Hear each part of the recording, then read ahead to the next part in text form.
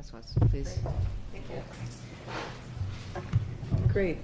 So I want to start off by thanking Julia for inviting me here and to say it's a real privilege, if you will, to be anchoring what turns out to be an amazing relay team if you think about the information we've had all day and how it's been building. And I can only hope that I pull it together in a way that will make some sense for some of you. So by way of introduction, I'm a philosopher. Thank you. By way of introduction, I'm a philosopher. I'm at Dalhousie University. And one of the other things that I think is important in the context of today's presentation is that I claim a black identity. And I think one of the things that's really difficult for people is to process that, right? Yes. Look at me. And one of the things that I think is really important about that is what it highlights for us, because many people will then interrogate, well, is that because you did some interesting DNA test and it showed you that you are in fact black? And the answer is no. I haven't done a genetic test. And the reason I know that I'm black is because my mother told me so. So I want you to think about what that means in terms of an identity claim. And what I want you then to know is that when people contest that claim, what is it that I say back to them? Well, one of many answers that I give is my mother is the first successful case of racial discrimination in employment in Canada. In testimony, my mother had to stand in court and answer the question, are you a Negro? Because that was the language that was used at that time in the 1960s. So what would it mean for me to disavow a woman who fought for rights of minorities in this country? So think about what happens when I'm accused of passing as white, when I don't think I'm doing that in any way, shape, or form. I have this body, and there's nothing I can do about the body that I have.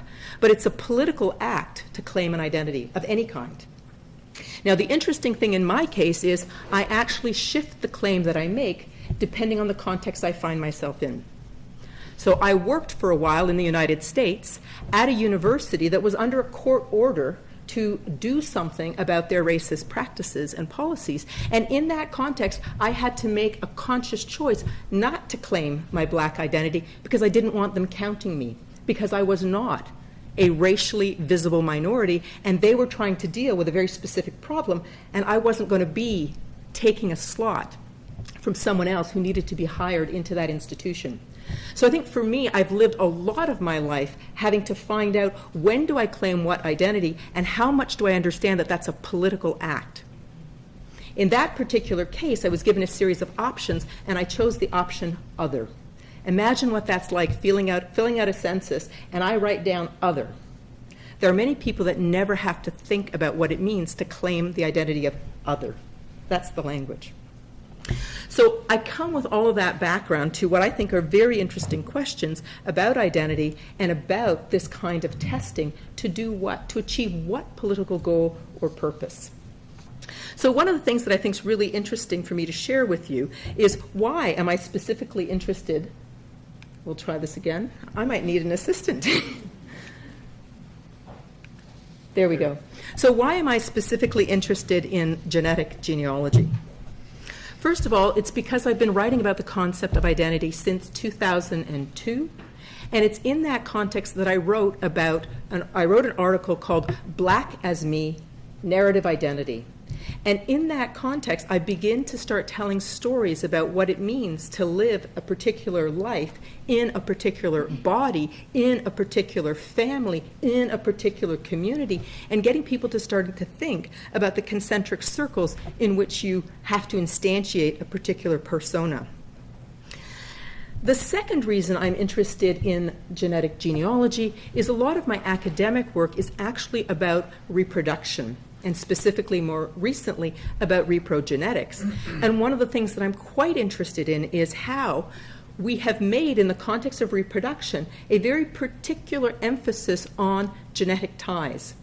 So when we develop something like in vitro fertilization and we present that as an alternative to adoption, we are saying that genetic parentage is somehow more important than social ways of parenting. That's a really specific kind of subtle claim that's being made in a way that you are now changing the world.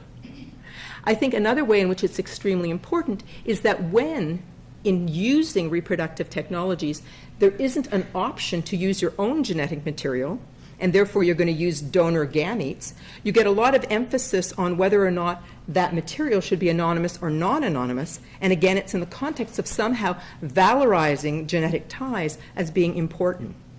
And so I want us to think about what it means to do this kind of geneticization, if you will, of the world, such that we're valorizing genetic information over and above social information, genetic ties over and above social ties. What is it that we're saying? What kind of world are we busy making?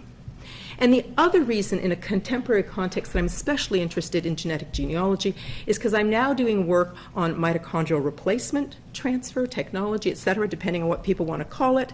And also, that was the three-parent baby that you heard referred to earlier today. But also what it means to be making heritable modifications. We are in the process of doing that research. We have, in a human model, done some of that work in terms of the mitochondrial replacement. And what's happening there, if you're really interested in genealogy, is you're actually going to be making it impossible for some people to pursue their hobby in terms of genetic genealogy, because you're going to be changing the genetics. And so it's actually not going to reflect what you think it will. So think back to this morning's presentation and the picture that you had of the cell, and you were told there's nuclear DNA, which is, think of your egg yolk, and then in the egg white you've got your mitochondrial DNA, and one of the technologies is actually taking that nucleus out of that particular egg and putting it into a different egg. And you have heard that your mitochondrial DNA comes from your mother, comes from your mother's mother, comes from your mother's mother. Well, what happens when your mitochondrial DNA comes from a stranger who was a donor to the woman who gave you your nuclear DNA? And that's what we're looking at in the future. So we are using reproductive technologies in ways that will in fact distort what we think we do or don't know about our genetics. So that's a little bit about me. That's a little bit about why I'm interested in this work. So now what I'd like to do is figure out how to make this work. There we go. And so now I'm asking, I think you just have to press it 10 times. Why are others interested in genetic genealogy? Well, we've heard answers to that question, but I just want to try and summarize at least what I'm seeing. There are people who are saying, I want to find out where I come from. And one of the things that I think is particularly interesting there is that sometimes people are actually looking to confirm an origin story, right? I come from, we heard today, Ethiopia. I come from, France, etc. And in some cases, what's really interesting is it's almost like a search for a homeland. Well, does that mean you're not comfortable with where you are now? What's the importance of a homeland? One of the things that's interesting is that we've heard some comments earlier today about how that may be particularly important for people who have experienced either some kind of a traumatic break.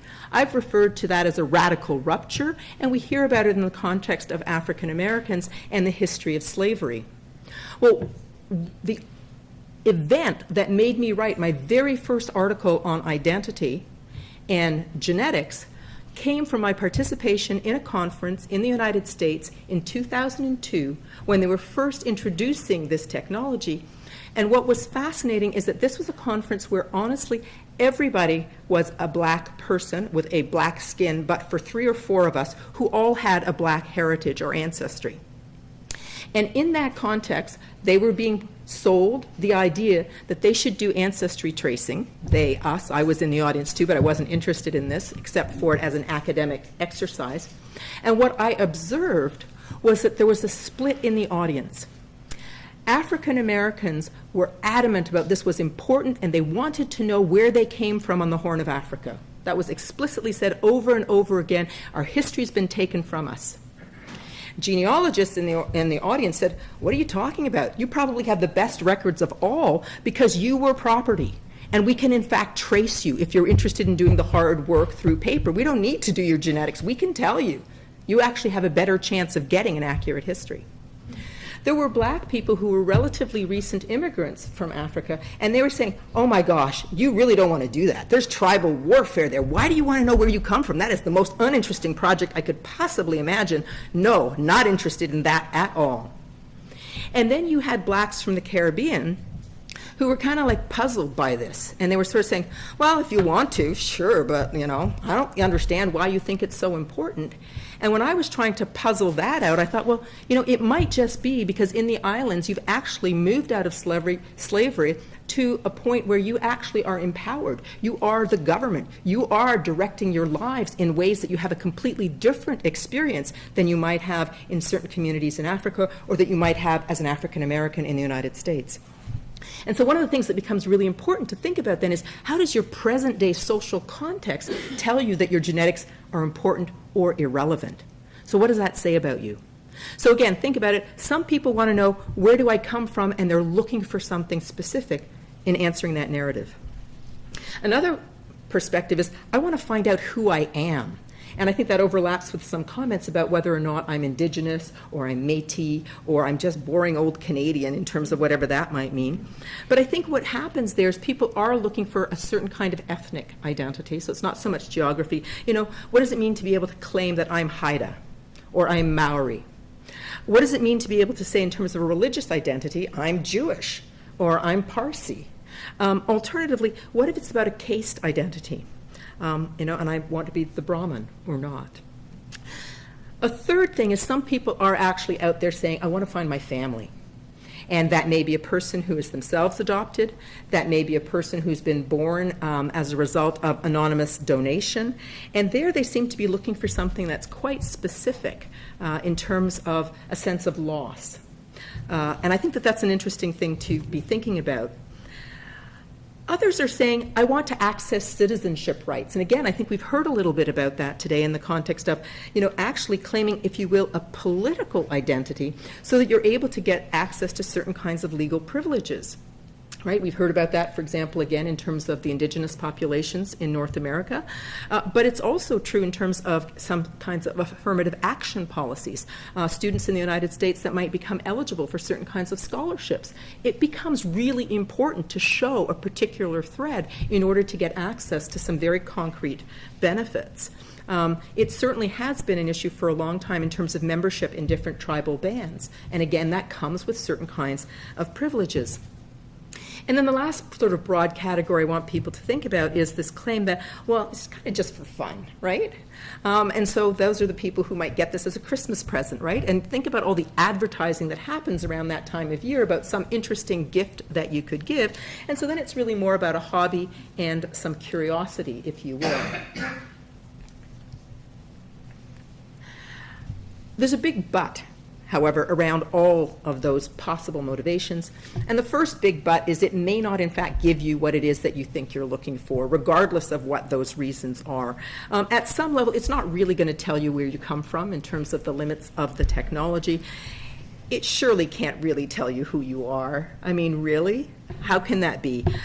It may reinforce certain things that you want to believe, or you may get involved in some of the cherry picking that we've heard about, but it's not telling you who you are. It's you deciding what pieces of this narrative you're going to own and what pieces you're going to ignore. It may help you find family members, depending on how you want to understand the context of family, and it may help you access certain kinds of state benefits. But the biggest but is it may not be fun. And it may not be fun because you may get unexpected and, in fact, unwanted information. And that might be about your ethnic origins. It might be about your familial relations. It might be about non-paternity. It might be about health risks. And so in that context, you may get a lot that you weren't looking for. And there's no way that you can actually control what you're going to get in advance. You can just maybe think about what you might be asking for. So I just want to turn then very quickly to what people would see as the huge kinds of ethical issues. And the typical thing you hear people talking about is informed consent. And the assumption here is that somehow the consumers are generally underinformed. They don't really understand what it is they're buying. They don't really understand what they're going to get. They don't understand the risks or the harms, et cetera, et cetera. And so the advice that comes in response to this supposed problem is scrutinize that website really carefully, right? And choose really carefully in terms of which company you might go with, what it is you're going to look for, et cetera. And under the potential harms, what a lot of people are stressing is make sure people understand the potential for emotional trauma. And that's kind of the language that you're hearing, and it's especially in anticipation that the genetics might not confirm what you thought you were doing. You're just going out there for fun, or you're thinking you're going to confirm some origin story, or you're thinking you're going to confirm some family relationships, and it doesn't turn out as expected. And we've heard a bit about that today. So I think you need to think about that. Well, in the abstract, that seems to make a whole lot of sense, right? We've got people that are uninformed. We ought to pressure these companies to making sure the information's available, and we ought to try and find some way to get people to do that. But what this ignores is something we've already alluded to, which is it's shared information. And so this model of informed consent, which assumes the competent, independent, autonomous individual, doesn't make sense with respect to this activity, because it is not that kind of autonomous information. It's information that belongs to a lot of people, and how is it that you then think about informed consent? And in a way, you can't get a meaningful informed consent except perhaps from immediate family members that you know, and you may not know all your immediate family members, but beyond that, that's not what this whole project is about. And if you're putting information out there in terms of a family tree that other people are going to contribute to or take away information from, the concept of informed consent, as we currently understand it in a medical model, et cetera, doesn't actually work here at all. So it isn't to say that there's not some value in scrutinizing the website and making, informed decisions in some sense, but we shouldn't be thinking about that under the traditional model that we have of informed consent. And that's because it's unlike any other kind of information. And I think that that's really, really important. I think family members can be very upset about having information foisted upon them that they did not go looking for, but that you decided to go look for, and then it's available in some way, shape, or form. And I think there's no way that even if you had given the most informed consent possible as an individual, that you have offered sufficient protection for any of the third parties. There's in fact no way that you can offer that protection. And I think we need to think about what that means. A second big issue in terms of ethics that people talk about a lot is this notion of privacy. And here the starting assumption is a little bit different, but parallel. And the assumption here is that consumers are generally underprepared. So they're underinformed, they're underprepared. And if they're underprepared, then the advice comes, well, read the terms of service. Haven't we heard that? Read that privacy policy. Check out all the default settings. Make sure they're set to private in some way, shape, or form. But what you've also already heard is that those sections, if you have them on some of the websites, are really long. Some of them are, 15, 20, 30 pages. Who reads them? We have all been conditioned and socialized into, I agree, right? Get me on to the next page. I agree.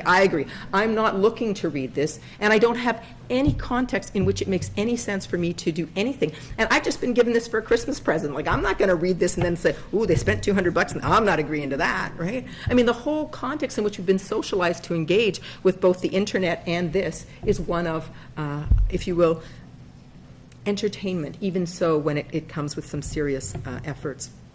And I think the thing we also are perhaps more recently paying attention to is the way in which the information can be used because you've uploaded it into what is now seen as a public kind of domain. And the interesting thing is that when this happened and we are able to identify a serial killer, some people respond to it as, this is great. That we can use the technology in this way, and other people are raising, privacy flags. You should never have been able to go in there to find, this killer. And so you really need to think about even what are the responses to some of the possibilities with this technology. What do we think is good, bad, or indifferent? And I think one of the things that becomes really important is here I'm going to make the same point that I made before. The limitation with the way in which we think about informed consent is that it's not private information in the way that other kinds of information may or may not be personal. And here, it's not information that can be treated as private information in the same way. Why? Because it's DNA, and DNA is identifiable. Right? It just is. You can anonymize it all you want in one way, shape, or form, and it is identifiable information. And once it's in the database, you can't actually really withdraw it. So as Kieran was saying about, when you're participating in research databases and you think you have the right to withdraw, there are in fact details about how you do that, what information can be withdrawn, whether you're withdrawing the sample or the data, et cetera. In the context of genealogy, it's already been scooped up by a whole bunch of other people and imported into their family trees, et cetera. And what you may or may not be able to withdraw is going to be quite limited. So what I'm trying to point out here is that the tools and the mechanisms that we're used to using around the issue of informed consent and around the issue of privacy don't work here at all. And we actually haven't done the creative work to find out What are going to be the oversight mechanisms that we're going to have to introduce, given that we can't rely on the individual to be monitoring or controlling issues of access in the way that we might for other kinds of information? I'm going to try and pull this together in my most recent work, which is on the notion of relational identity, which is a lot of what we've heard about today. And what I'm going to do in this sort of closing section is just talk about my own theory of identity. Part of this starts with the work that I did in genetics back in 2002, and the last paper I wrote was in 2017. And in each case, I take this understanding of identity and I try to morph it and have it respond to new challenges. So here are my starting assumptions, and I'm asking you to think about that in the context of genetic genealogy. So my first claim is that my identity is not in my body. That has huge implications if you're at least even sympathetic to that claim, because it clearly then means it's not in my genetics. That doesn't mean that you don't read things off my body, that you don't make assumptions about me on the basis of what you can see on the external part of my body, on the internal part if I were to give you my DNA, etc. But it's a very important claim to say that it's not in my biology. That's not where my identity rests. I then make a further claim that my identity is not in my brain. And that's the sort of psychological account of personal identity, which many people are sympathetic to. And I'm saying it's not there either. I'm going to make a claim, and I defend that claim, and I've been working on it for 15 years, that my identity is this. It's in this web of relations. It's a narrative, relational account of who I am, and that my identity actually sits out here. And I am constantly negotiating it, and I'm negotiating it with you as the audience right now. I want you to see me in a particular kind of way. I'm projecting a particular kind of self. I may or may not be successful, but who I am is in some sense controlled by how you respond to me. So if I think I'm bright and brilliant and entertaining, and you're yawning and you're walking out the door, at some point I can't maintain that facade or that illusion about who I am, right? I mean, who I am requires a certain kind of support from my environment that's going to actually affirm the identity that I hope I have and that I'm able to project. And that becomes really important then in the context of DNA, because what is it that I might take into my sense of self, which then affects what I am projecting, what I'm hoping you will read, what I'm hoping you will instantiate. So basically what I'm making a claim about is that identity is relational. And if identity is relational, what does that say for the importance of any kind of DNA test that you do? I'm also making a claim that identity is narrative and it's in stories, and that's when you can begin to start to understand how DNA then might have an effect, because I might be cherry picking certain parts of that data and incorporating it into my story and asking you to reaffirm that. When you leave here today and you tell somebody about this wonderful workshop you've been at, will you at the end of the day say, oh yeah, there was this really great black woman, you should have heard what she had to say? Or will you say, this is a really weird woman, she's got a white skin, she thinks she's black, I don't know, and she hasn't even done the DNA test to confirm it, I don't know how she got on that panel, right? But part of what you will say is a piece of me that you are taking out into the world, and you have to make a choice about how you tell that story, and that story can then be either confirmed or contested by somebody who goes and looks at the live stream that's now sort of, frozen in time and say, oh yeah, I see what you mean too, a real strange person. Or, yeah, I get that because I have that lived experience as well, and I'm going to instantiate that narrative. And so I think one of the things that I'm asking you to think about then is, what if identity is this dialectical process? What if identity is constantly being negotiated? And in that worldview, what does DNA then mean for those negotiations? What happens when you have one person say, I trust the DNA more than I trust the story, or somebody else who says, no, the story's right, so the DNA must be completely wrong. They've got the wrong algorithm, they've got the wrong data set, the problem's over there, it's not in my personal narrative. So I think one of the things that I would encourage you to do is to look at this article by Wendy, which I think really kind of sums up a lot of what she said today. It's published in The Conversation, and it's just this notion of cherry picking, because I want to say back to you, we do that with every piece of information about ourselves, not just our DNA, right? I'm smart, I'm intelligent, I'm athletic. In some way, shape, or form, we try to tell the world who we are, and we hope that the world instantiates what we are out there projecting. And most of us don't make crazy beliefs or statements about who we are. They really do somehow map onto how we see ourselves in the world, and we ask other people to see us in the same way. So one of the things that becomes really important in terms of my claims is I think there's no such thing as the authentic true self. So there's no point trying to figure out if you should be wearing the lederhosen or the kilt, right? And it's not that one version of you was right and the other one's wrong, and historically you've got to move on. There is no true self out there to be protected. There is the self that you constantly create by incorporating your lived experience.